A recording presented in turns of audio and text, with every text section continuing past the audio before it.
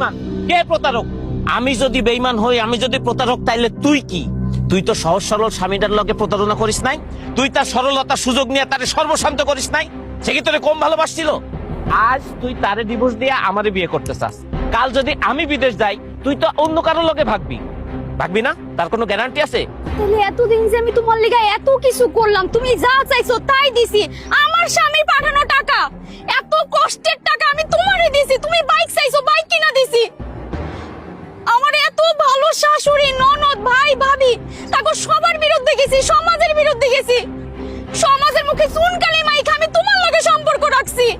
এই, কে কইছে তোর এত কিছু করতে? এইসব করণের আগে আমার কাছে একবারও জিগাইছিলি? তুইও ফাঁকা ছিলি, আমিও ফাঁকা ছিলাম।